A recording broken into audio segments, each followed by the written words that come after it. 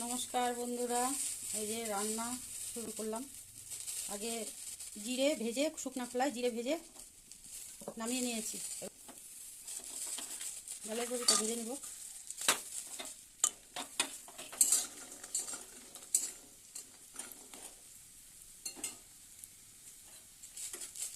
ভাজা হয়ে গেছে ডালের বড়িটা, এবার নামিয়ে নেব।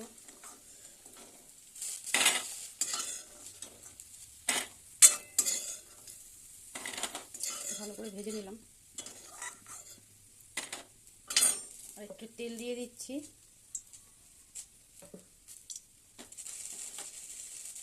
শুকনো লঙ্কা দিলাম, শুকনো লঙ্কা ফোড়ন, কাঁচা লঙ্কা দিলাম তেলে।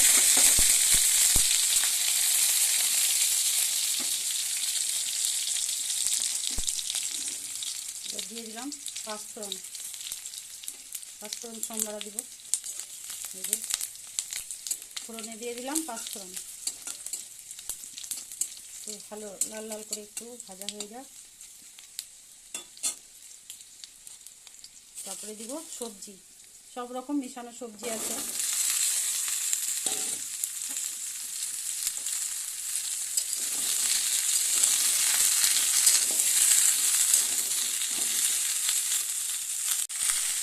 লবণ দিয়ে দিব বন্ধুরা, স্বাদ মতন লবণ আর হলুদ, সব কিছু মিক্স করে ভালো করে সবজিগুলো ভেজে নেব।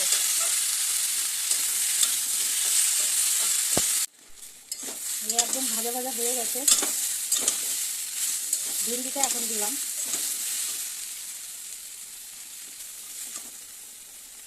এবার ডালের বড়িগুলো গুঁড়ো করে দিয়ে দিলাম।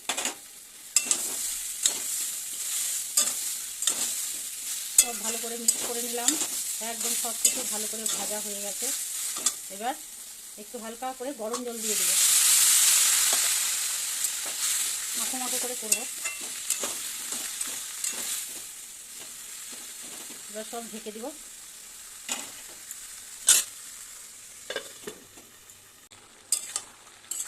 কেমন হয়েছে? সব সিদ্ধ হয়ে গেছে, একদম সিদ্ধ হয়ে গেছে। ডাটা সব একদম ভালো হয়ে গেছে। এবার ভাজা জিরার গুঁড়া দিলাম, ভাজা জিরার গুঁড়া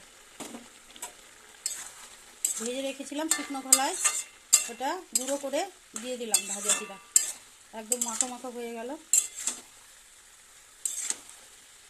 এবার গ্যাস অফ করে দিলাম।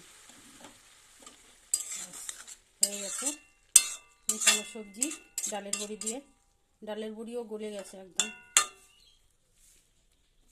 মিষ্টি হয়ে গেছে। সব সবজির সাথে ডালের বড়ি খেতে ভালো লাগবে।